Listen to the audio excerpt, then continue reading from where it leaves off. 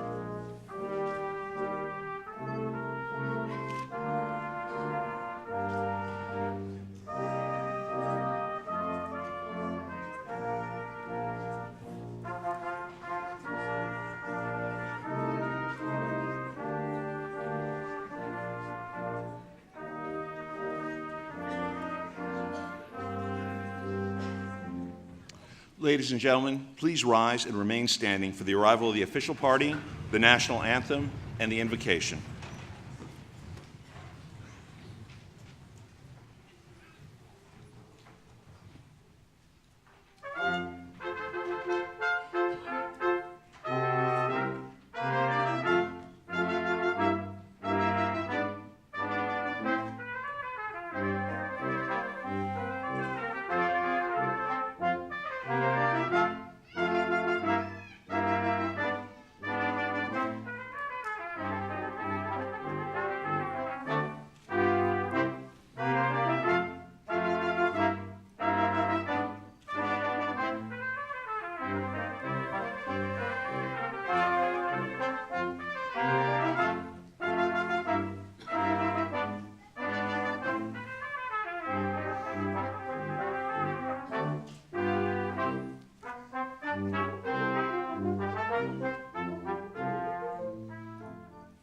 The national anthem will be sung by musician second class Nina Church, Navy Band Northeast.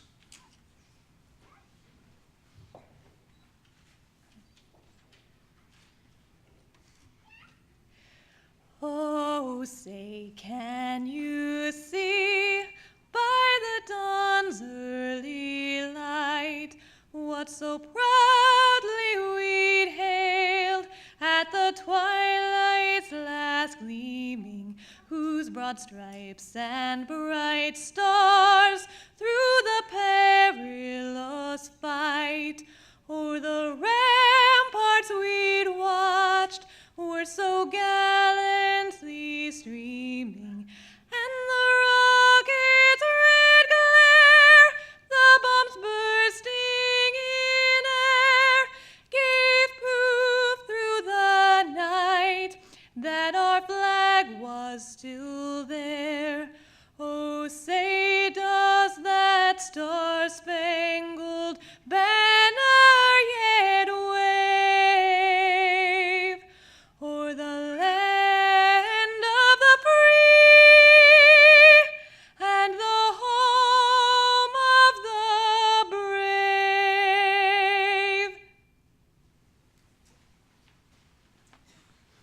Thank you, Pastor Church. Commander Douglas E. Rosander, the Naval War College chaplain, will now deliver the invocation.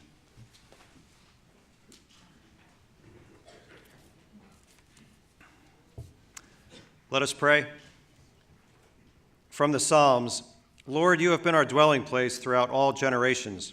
Before the mountains were born, or you brought forth the earth and the world, from everlasting to everlasting, you are God. Gracious God in heaven, we ask for your presence among us today. This graduation marks a milestone in the life of each one being recognized for their many months of hard work and perseverance. Thank you for these men and women who have stepped up to tackle this course of study, and in so doing are able to better serve our nation and others. Thank you for their diligent instructors and guides, as well as their families and friends who have encouraged them along the way. Now please be with those being recognized today for their achievements, and keep them mindful of your presence. In your holy name, amen. Ladies and gentlemen, please be seated.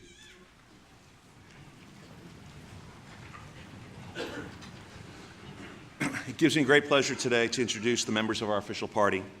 Starting in the back row, Captain Alan J. Abramson, Chair, Joint Military Operations Department. Dr. Jay Hickey, Director, College of Distance Education. Dr. David Cooper, Chair, National Security Affairs Department. Dr. John Maurer, Chair, Strategy and Policy Department. In the front row, we have Dr. John Garofano, our Dean of Academic Affairs, Ambassador Mary Ann Peters, our Provost, and Dr. Mark Janess, the Forrest Sherman Chair of Public Diplomacy, Strategy and Policy Department, and the Co-Director of the Center on Irregular Warfare and Armed Groups. And of course, our President, Rear Admiral John N. Christensen, the President of the United States Naval War College. Good day and welcome to all the guests at today's ceremony. Several years ago, we began a tradition at the Naval War College of allowing the graduating student body to nominate their guest speaker from amongst all the talented professionals we have at the college. I'd like to ask graduating student Commander Keith Harry Reams, U.S. Navy, to introduce your faculty guest speaker. Harry, can you come up?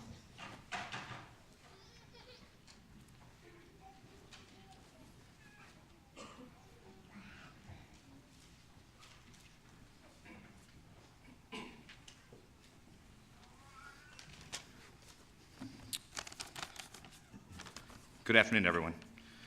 It's my pleasure to introduce our guest speaker for this November graduation. It's no secret to the extremes the stable of War College professors will go to be selected for this prestigious accolade.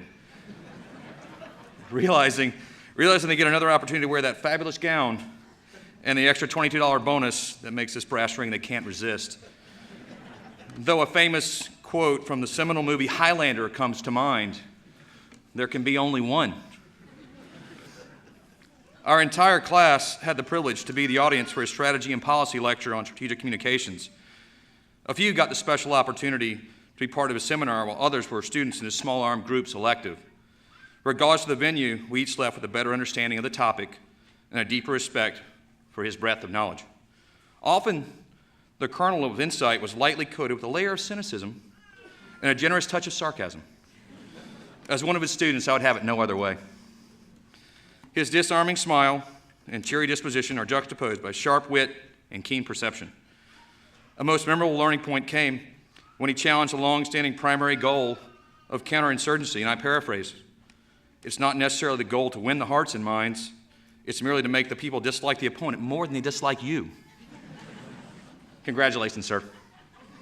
In this case, you did win the hearts and minds of today's graduating class. To everyone else, I'd like to introduce Dr. Mark Genest.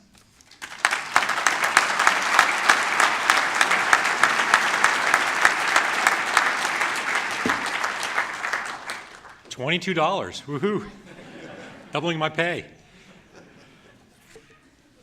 Thank you, Harry, for that effusive, flattering, and stunningly accurate introduction.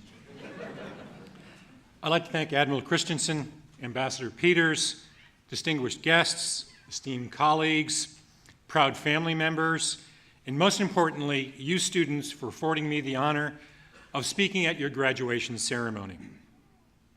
Now, I first heard about the possibility of being the graduation speaker when the Dean of Students walked into my office about a month ago and told me that early polls indicated that Professor John Maurer and I were locked in a tight heat to win this honor. I immediately, of course, began to worry. Professor Maurer is a Yale-educated Ivy League scholar whose insightful and intellectually engaging lectures are legendary here at the War College. I, on the other hand, well, I graduated from a state university where I majored in beer and co-eds, and I excelled in only one of those subjects. I'll let you guess which one. I then began breaking down the polling data, desperately searching for a path to electoral victory. Maurer had a wide base of support among the Air Force, Army, Coast Guard, international and civilian students who wanted to hear the Churchillian brilliance of Professor Maurer one more time before they left this august institution. But I had my own unique strengths. My lectures were about propaganda and Sam Adams manipulating the masses. I even threw in an occasional joke about beer. My electoral base was solid. I had the sailors.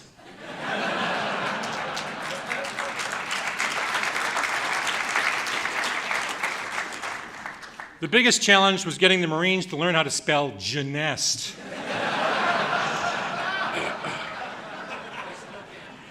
Consequently, it was a very tight race. Now, once I had won election, I had to figure out what I was going to say. In the end, I decided to talk about when Colonel Randy George, a Naval War College graduate, asked me to come out to Afghanistan to serve as a civilian advisor to the 4th Brigade combat team in Jalalabad. I want to tell you about this for three basic reasons. First, as you can tell, I'm a bit shy and I have a difficult time talking about myself. So this is good therapy for me. Second, education is a shared journey between student and teacher. My career has been centered on sharing my knowledge with students from a standpoint of an academic who spends his time researching in comfortable surroundings. In 2009 and 2011, I was given the opportunity to research while walking in your shoes for a bit.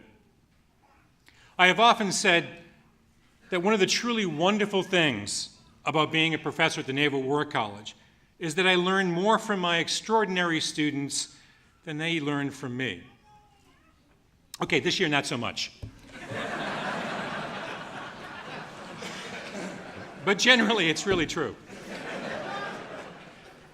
Third, for the past year, you've been living what we scholars refer to as the contemplative life, essentially my life. Your time has been spent writing essays, reading scholarly books and articles, and engaging in intellectual combat with Sun Tzu, Clausewitz, Mahan, and the plethora of great minds that you were exposed to over the course of your studies here at the War College. For men and women whose careers have focused on the harsh realities associated with violent operations on the battlefield, or your even more terrifying experiences at the Pentagon. Your time at the Naval War College must have presented a very different type of challenge than you've seen throughout your career. Forced to listen to lectures by geeks like me, whom you used to beat up in grammar school. Yeah, you know who you are. Don't try to run away. For many of you, this has been as far outside of your comfort zone as was my time in Afghanistan. I know this because I felt a discomfort when I was grading your exams.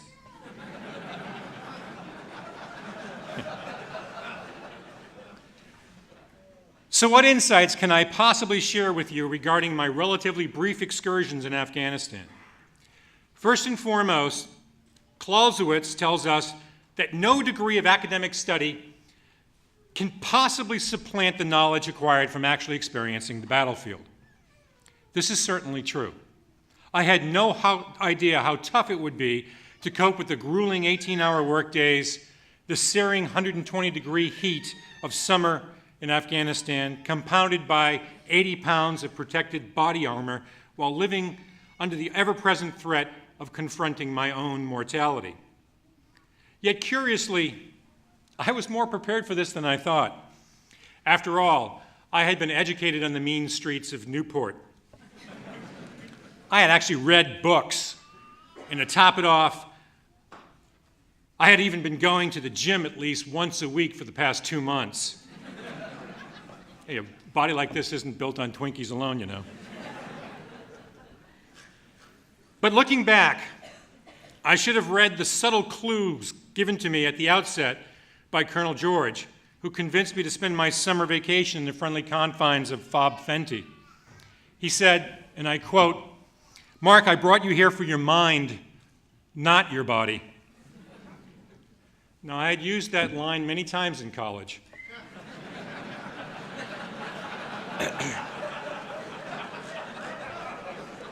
With mixed results, I might add. But I never imagined that one day I would be on the receiving end of it and that he would actually mean it. Despite my intense preparation, I found I was not prepared for life in the Tactical Operations Center. Upon arrival, I was immediately escorted to my new home away from home, the little blue cell, my office, that was furnished with a desk, a chair, crammed into a 4x8 room that was cheerfully decorated with, well, nothing. I served my time by writing strategic analyses of the U.S. Army's I.O. campaign in the Regional Command East. Every once in a while, Colonel George would come into my office and reminisce about how his career as an Army officer was enhanced by writing essays on Mahan's views of the importance of naval power. After a few minutes, he would leave, locking the door behind him, muttering something about all the salt water around Jalalabad. After a few months of this, I began to question whether or not he was really happy with that B+ I gave him.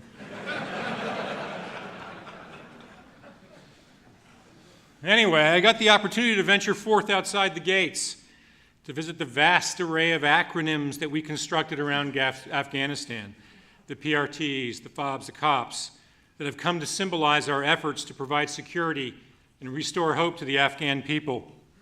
I tagged along on MRAP convoys, driving miles of newly paved roads to visit training and medical facilities that ISAF helped the Afghans construct. I spoke with children, excited about attending classes in schools so new that the paint on the walls was still damp. I was able to get a glimpse of the scale of sacrifice and remarkable work performed each and every day by our troops, serving in combat outposts in remote areas of Nuristan, Nangarhar, Kunar, and Logman provinces, among others. I was even able to attend a change of command ceremony in Kunar province. It was there that I witnessed a naval officer taking command of a post located in the mountainous regions of northeastern Afghanistan, only a few clicks from the border of Pakistan. I never thought I would hear a naval officer being piped aboard an outpost in the middle of the Hindu Kush. That's joint operations for you. It was, to say the least, a real education. It has profoundly affected the way I understand the nature of contemporary counterinsurgency strategy in warfare. Now, don't get me wrong. Many of the theories that I gleaned from books held true, but they all painted incomplete portraits of a reality so complex that no one can ever hope to capture more than a fleeting impression. Still, my understanding of the human element has grown immensely. and that has, hopefully, made me a better teacher, scholar, and man. My respect and admiration for the sacrifices that you and your families make in serving your country deepens each day that I work here. In 2011, I had the opportunity to return to Afghanistan, where I worked at Division Headquarters in Kandahar. It was there that I met a lieutenant colonel who had served 6 out of the last 7 years in either Afghanistan or Iraq. The remarkable thing about this is that the level of service and sacrifice that he showed is no longer uncommon. Sir Isaac Newton once said, "If I see further, it is because I stand on the shoulders of giants." When I say that I stand upon the shoulders of giants, I'm not referring to the great scholars that we study here at the War College, although my mind has been greatly enriched by reading their works. Nor am I talking about my superb colleagues, although I have learned more from them than I can ever recount. I'm talking about you and all of the students that came before you, whose selfless dedication to a cause greater than yourself is truly breathtaking to behold. And finally, Clausewitz, yeah, you knew this had to happen, tells us that to truly understand strategy, you must augment your practical experiences with the study of history, politics, and culture. I hope you have taken full advantage of the opportunity to study these subjects here at the War College. And as you leave these gates and return to your lives driving ships, flying aircraft, or running dangerous operations in Afghanistan, the Horn of Africa, Far East, or even worse, Washington, D.C., I am confident that you will be in a position to take what you've learned here and apply it to the complex and wide array of challenges that you will face in the rest of your careers. Indeed, this will be the ultimate test of the value of your time here. Thank you, and fair winds in following seas.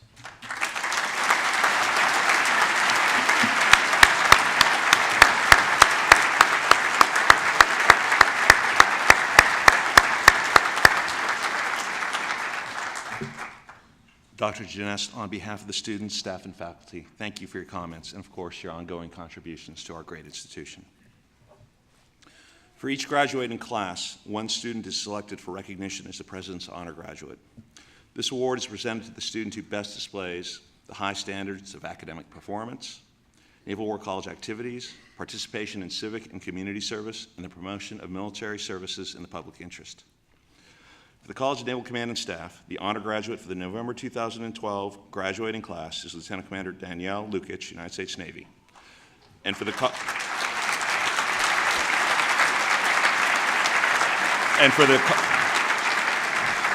College of Naval Warfare, the honor graduate is Commander John Buser, United States Navy. Would you both please come to the stage to receive your awards?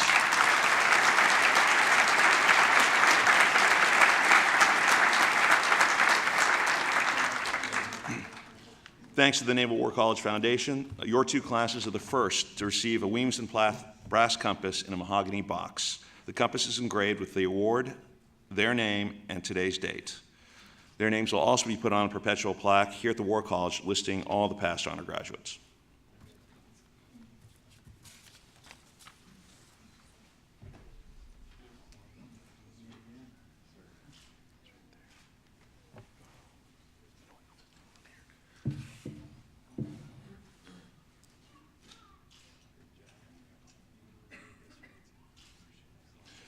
We'll now give our honor graduates a few moments to address their fellow graduates and classmates.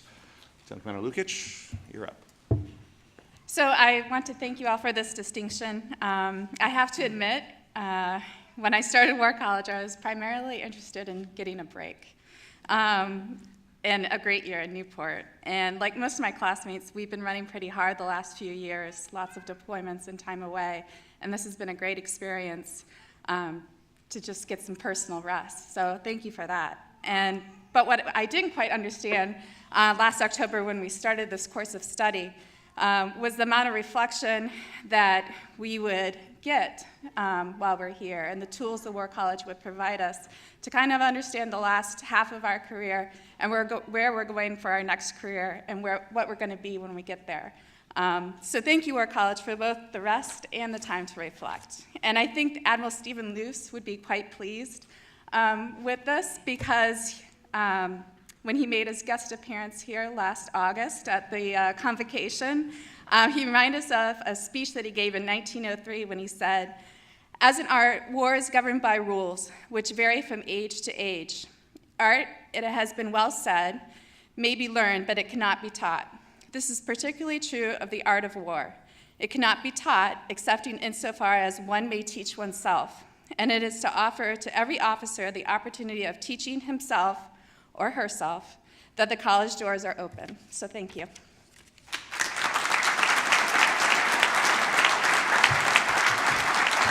Commander Buescher, your turn. Good afternoon, Naval War College. It is truly an honor to be up here today. Prior to coming to the college, I was fortunate enough to serve on the Joint Staff in Washington, D.C. My boss at the time, an Air Force Major General and an amazing leader, was clear on what he believed were the keys to success at senior leadership positions.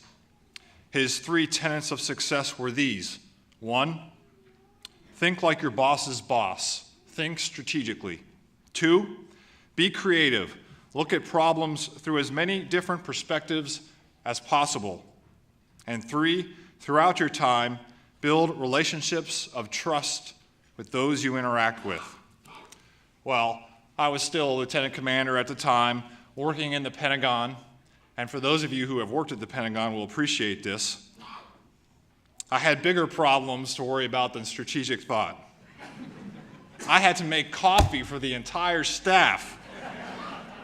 Strategic thought took a back seat to coffee making.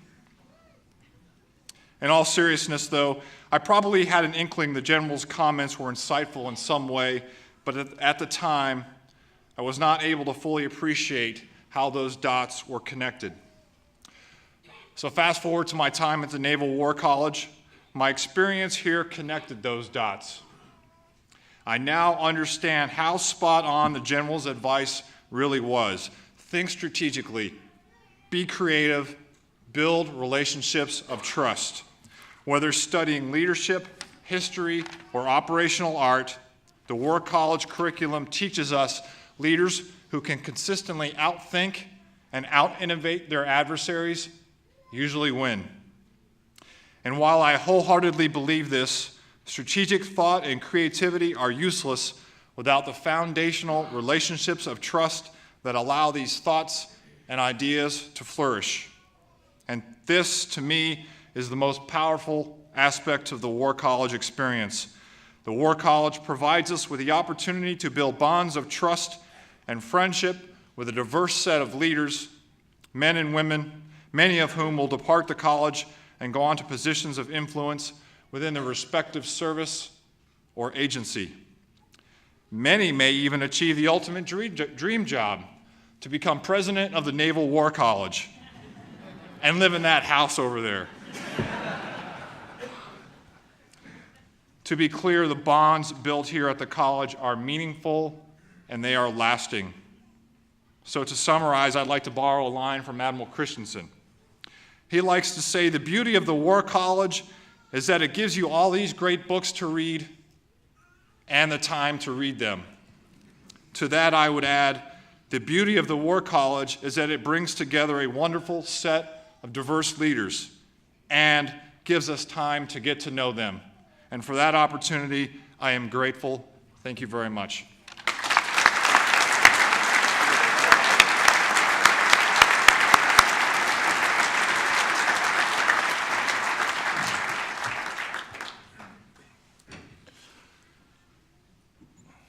A Master of Arts degree in National Security and Strategic Studies will now be conferred to the graduates. Will the graduates please rise? And Admiral Christensen, will you please approach your podium?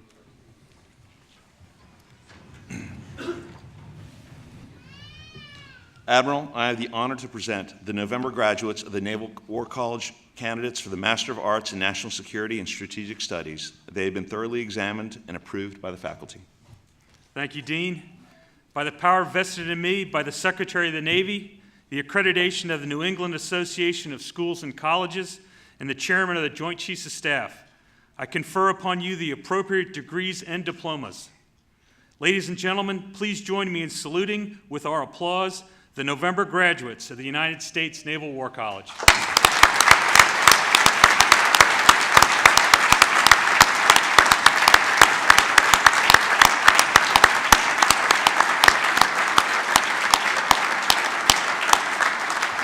Thank you, Admiral. Graduates, please be seated. Beyond the requirements for graduation, certain individuals have distinguished themselves through academic excellence. For those in the top 5%, they are receiving a diploma with highest distinction. Those in the next 15% will receive a diploma with distinction. The graduates will now receive their diplomas. Graduates from the College of Naval Warfare, please proceed to the stage as your name is read. Guests are again welcome to come forward to take photographs, so please try to hold your applause until all names have been read. CNW, guys, stand up. Presenting the graduating members of the College of Naval Warfare and their next duty assignment. Commander Craig L. Abraham, Supply Corps, United States Navy. His next assignment is to the Naval Supply Systems Command, Mechanicsburg, Pennsylvania. Graduating with highest distinction, Captain Anthony L. Alou III, U.S. Navy. His next assignment is to the OPNAV staff, Pentagon.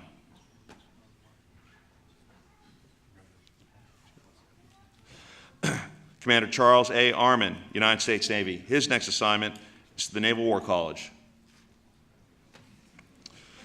Commander Todd A. Balo, United States Navy.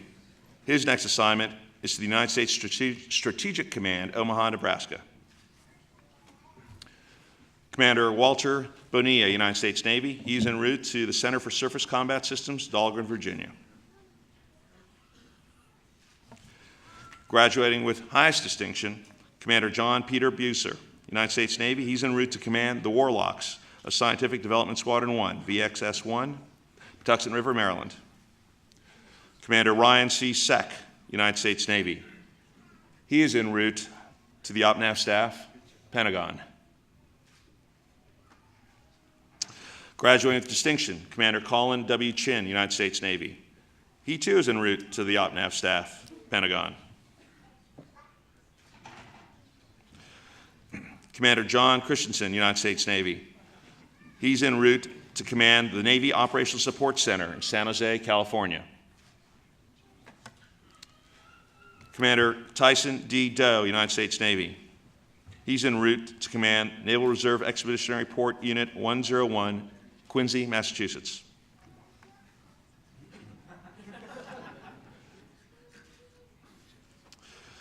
Commander Brad Gunny Dunham, United States Navy. He's en route to the staff of the Assistant Secretary of Defense for Homeland Security in the Office of the Secretary of Defense, Pentagon. Commander Michael P. Foster, United States Navy. He's en route to Naval Submarine School, Groton, Connecticut. Captain Victoria L. Ganibas, United States Navy. She's en route to the staff of the Navy Inspector General, Washington Navy Yard, District of Columbia. Commander Brett M. Grabby, United States Navy. He's en route to command USS Alexandria, SSN 757, Groton, Connecticut. Commander Leon A. Higgins, United States Navy. He's en route to Navy Personnel Command, Millington, Tennessee. Colonel Gary F. Kime, United States Marine Corps. His next assignment is Commanding Officer, Combat Logistics Regiment 27, Camp Lejeune, North Carolina. Commander Mark S. Kloster, United States Navy. He's en route to U.S. Northern Command, Colorado Springs, Colorado. Graduating with distinction, Lieutenant Colonel Roger S. Lemons, United States Army. His next assignment is to the Army Brigade Modernization Command, Fort Bliss, Texas. Commander Perry James Leonard, Sr., Medical Service Corps, United States Navy. He is en route to the National Capital Region Medical Task Force, Bethesda, Maryland. Graduating with distinction, Captain Mark Anthony McDowell, United States Navy. He's en route to be the NAVSEA Deputy Inspector General. Commander Christopher M. Mills, United States Navy. He's en route to Pre-Commissioning Unit America, LHA 6, San Diego, California.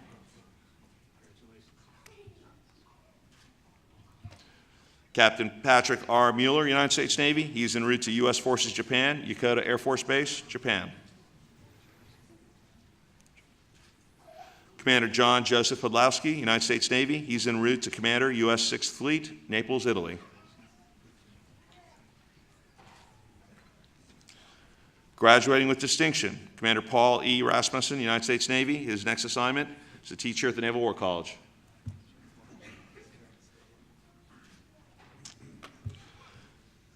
Commander Keith Harry Reams, United States Navy. His next assignment is the Fleet ASW Training Center Pacific, San Diego, California. Captain Matthew Westfall, United States Navy. He's en route to U.S. Northern Command, Colorado Springs, Colorado.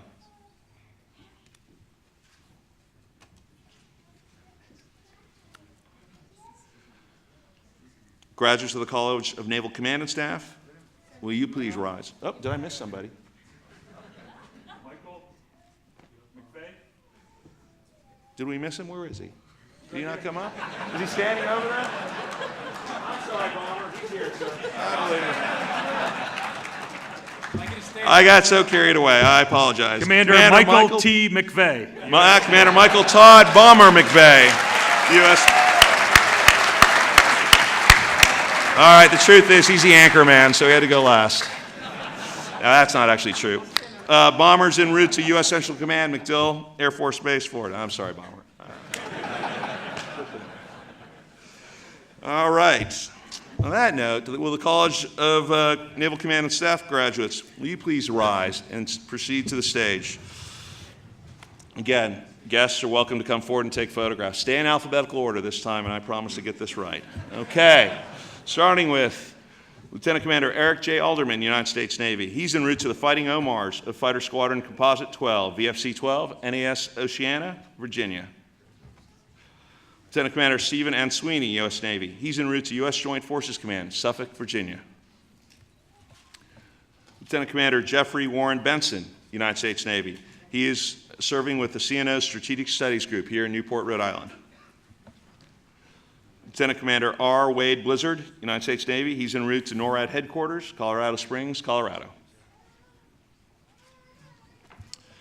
Lieutenant Commander Danny Ray Bowie, United States Navy. He's en route to Commander Destroyer Squadron 2, Norfolk, Virginia.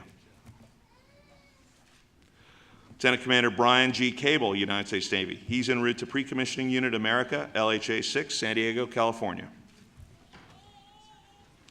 Lieutenant Commander David J. Castile, United States Navy. He's en route to U.S. Northern Command, Colorado Springs, Colorado. Lieutenant Commander Travis R. Clemens, United States Navy. He's en route to Naval Special Warfare Command, Coronado, California. Good job, Ahmed. Lieutenant Commander Brian David Conway, United States Navy. He's en route to U.S. Naval Forces Southern Command, Mayport, Florida. Major Stephen F. Cortez, United States Army. His next assignment is to U.S. Southern Command, Miami, Florida. Lieutenant John E. Dalton, United States Navy. His next assignment is to Supervisor Shipbuilding, Groton, Connecticut. Lieutenant Commander Robert Duncan, United States Navy. He's en route to Chief of Naval Personnel Staff, Washington, D.C. And graduating with distinction, Lieutenant Commander Christopher Enos Edwards, United States Navy, en route to the Fighting Redcocks of Strike Fighter Squadron 22, VFA 22, NAS Lemoore, California. And he got a haircut specially for today. Lieutenant Aaron Lee Elliott Creeka, United States Navy, en route Surface Warfare Officer School, Newport. And yes, that's a haircut. So. Major Patrick I. Flynn, U.S. Army. His next assignment is the 4th Infantry Division, Fort Carson, Colorado. Lieutenant Commander Megan B. Forehand, United States Navy. She is en route to U.S. Africa Command, Stuttgart, Germany. Lieutenant Commander Marcus B. Gallman, United States Navy. He's en route to U.S. Strategic Command, Omaha, Nebraska. Good job. Lieutenant Commander Gwen B. Garcia, Supply Corps, United States Navy. She's en route afloat training group, Mayport, Florida. Lieutenant Commander James K. Graham, United States Navy. He's en route USS Harry S. Truman, CVN 75, Norfolk, Virginia. Lieutenant Commander Shannon L. Grant, Medical Services Corps, United States Navy. She is en route to U.S. Special Operations Command, MacDill Air Force Base, Florida. Lieutenant Commander Jason Paul Grauer, United States Navy. He's en route to the OPNAV staff, Pentagon. Lieutenant Commander Michael D. Henry, United States Navy. He's en route USS Essex, LHD-2, San Diego, California. Lieutenant Commander Jason J. Hudson, United States Navy. He's en route to the Rangers of Training Squadron 28, VT-28, Corpus Christi, Texas. Lieutenant Commander Anthony C. James, United States Navy. He's en route to Commander Naval Personnel Command, Millington, Tennessee. Lieutenant Commander James P. Jerome. Lieutenant Commander James P. Jerome, United States Navy, en route to U.S. Africa Command, Stuttgart, Germany. Lieutenant Luke Earl Kelvington, United States Navy, en route to Naval Submarine School, Groton, Connecticut. Major Termel Arnett Kindred, U.S. Army. His next assignment is to the Army Inspector General Office, Pentagon. Lieutenant Commander Anthony J. Koss, United States Navy. He's en route to USS John C. Stennis, CVN 74, Bremerton, Washington. Good job, Termel. Graduating with highest distinction, Lieutenant Commander Danielle M. Lukic, United States Navy. She's en route to serve as aide to the Chief of Naval Operations. Lieutenant Commander Danny R. Madison, United States Navy, en route to Float Training Group Atlantic, Norfolk, Virginia. Lieutenant Commander Marquette Harris McGee, United States Navy, en route to Naval Aviation Schools Command, Pensacola, Florida. Graduating with highest distinction, one more. Graduating with highest distinction, Lieutenant Commander Shane Thomas Cheese Marchese, United States Navy, en route U.S. Joint Forces Command, Norfolk, Virginia. Lieutenant Commander Adam Keith Miller, United States Navy, en route to Defense Language Institute, Monterey, California. All right, got that. Graduating with distinction, Major John L. Miller, United States Army. His next assignment is the 11th Engineering Battalion, Fort Benning, Georgia. Lieutenant Commander Matthew Thomas Mulcahy, United States Navy. He's en route to the Gray Wolves, Electronic Attack Squadron 142, VAQ-142, NAS Whidbey Island, Washington. Lieutenant Commander Sean M. Newby, United States Navy. He's en route to the Golden Hawks of Carrier Airborne Early Warning Squadron 112, VAW-112, Point Mugu, California. Lieutenant Commander Alan Ash Patterson, United States Navy. He's en route to the Vikings of Electronic Attack Squadron 129, VAQ-129, NAS Whidbey Island, Washington. Graduating with highest distinction, Lieutenant Commander Roberto Rafael Perez, U.S. Navy. He is serving with the CNO's Strategic Studies Group here in Newport. Lieutenant Commander Sharon D. Pinder, U.S. Navy. She is en route to U.S. Central Command, Tampa, Florida. Graduating with distinction, Commander Keith Michael Powell, United States Navy. His next assignment is to the College of Operational Strategic Leadership here at the Naval War College. Graduating with distinction, Lieutenant Commander Donovan C. Rivera, United States Navy. He's en route to the Center for Security Forces Learning, Pearl Harbor, Hawaii. Graduating with distinction, Lieutenant Commander Kevin K. Robb, United States Navy. He's en route to the Joint Staff J-7, Norfolk, Virginia. Unbelievably, but graduating with distinction, Lieutenant Commander Peter Peterman Shoemaker, United States Navy. He's en route to the Joint Staff, Pentagon.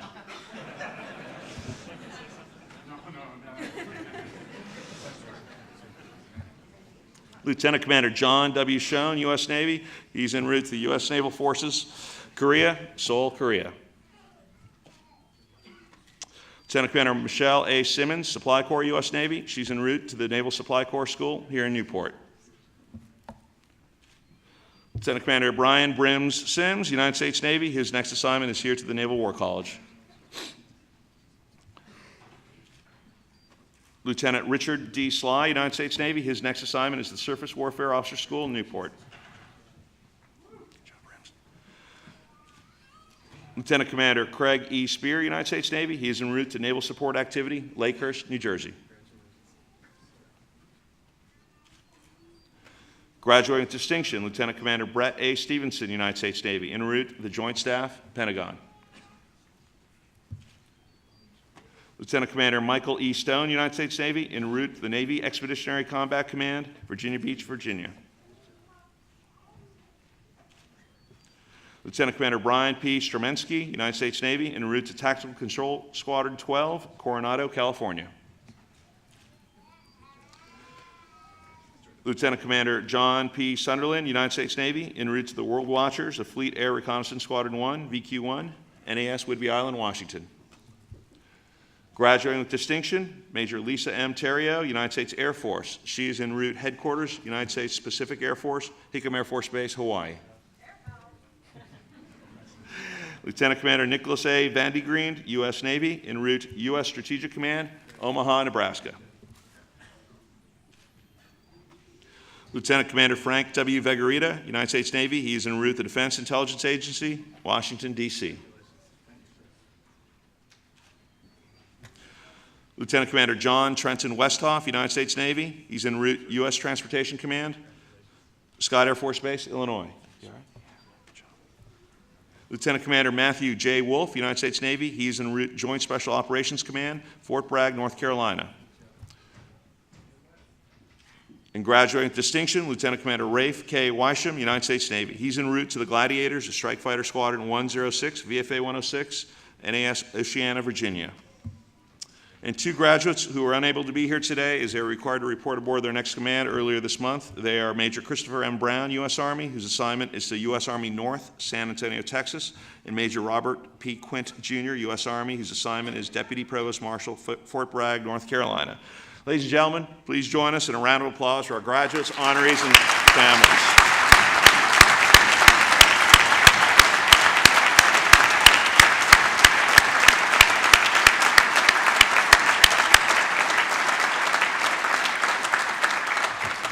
Admiral Christensen will now issue the charge to the graduates. Admiral, if you'd proceed to the podium.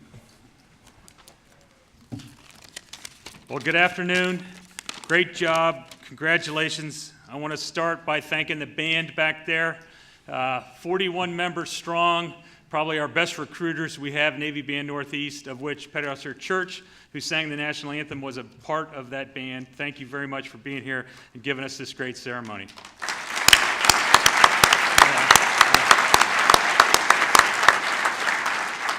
Chaplain Rosander, thanks for another great effort here, all you do for the college. All the leaders on stage here, I hope you were feeling just a small part of the pride I was feeling as I listened to those amazing honor graduates' remarks and just watching them go across stage. But you guys provided the leadership here at the college, and I want to recognize you and thank you.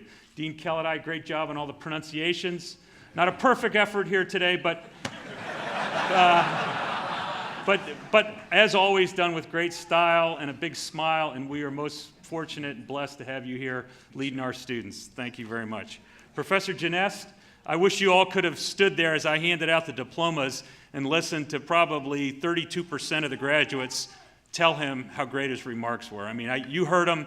He's a treasure. He was selected by the students. If you fail to note that, that's a pretty high honor to wear those robes and be selected. Great job. Thanks. What an honor. Faculty and staff out there, thank you for all you do to getting us to this day. A lot of papers graded, a lot of listening when you probably would have preferred to be lecturing. But really, and I think Professor Genest said it great, we learned so much back from the students. And it really is an amazing experience. It's kind of distorted here in our November and March graduates, but really the college is made up of the United States Navy, the United States Marine Corps, the United States Air Force, the United States Coast Guard, the United States Army, FBI, CIA, 50 other countries. It's an incredibly diverse student body, and together they represent just an incredible effort here to listen to each other, to think, and to try to get after how we're seen in the eyes of the world, how we're seen in the other services, the other parts of the government. Families and friends, I hope this was the best year of your life. like it was for me when I was here. I thank you for supporting all the graduates out here, for the meals, the moral support, the being left alone when necessary so they could accomplish all of that reading. For those of you that were separated for the course of this instruction, I'm sorry about that. I know we got to make decisions that's best for us at the time. But to all of you that are here, thank you for all your support. To our graduates, we tried to change you forever. We didn't set the bar low. We wanted you to never watch the news, pick up a newspaper, talk to your friends, and think the same way about how this world's put together, about how the history of this world has tried to get along, to organize ourselves so everybody feels like they have a chance. It's hard work. I think if this course did for you what we wanted it to do, this is just the beginning. You're going to keep reading. You're going to keep trying hard to understand. And what's really cool is you get to go back out there and make a difference.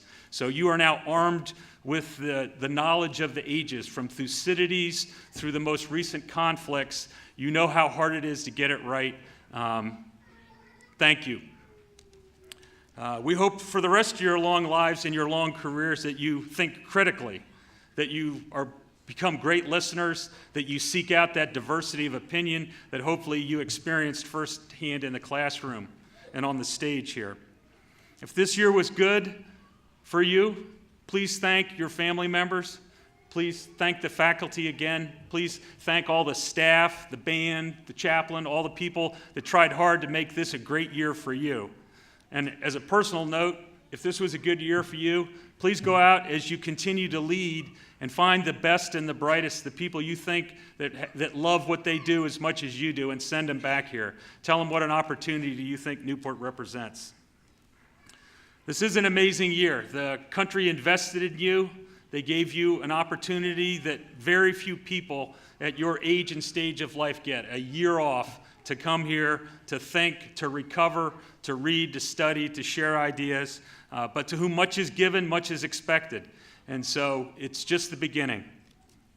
You're returning to harm's way, and as was said so eloquently and humorously, whether that harm's way is in Washington, D.C., or on the front lines, or in positions of leadership, you go back there charged to discharge those duties, always with ethics and character at the forefront of how you discharge your leadership.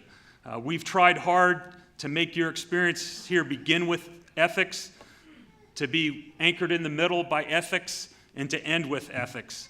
And so please keep that first and foremost, that you are teaching all the time by your actions. So whether or not you're an instructor billet, just by the fact you're wearing a uniform and you're leading your men and women, you are teaching. So please have the ethics, the character, the dialogue that took place here. Please carry that on with the people that you go serve with. So finally, congratulations again. Thank you. Much is expected of you. On behalf of the Naval War College faculty, staff, and students you leave behind, I wish you and your families success and happiness in the years ahead, and God bless you all.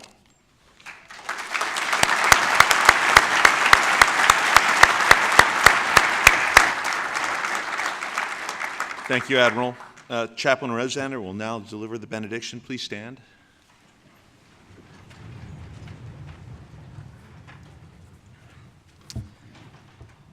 Let us pray. Eternal Father, for these men and women, a rigorous and challenging academic year is now at a close, but their voyage continues.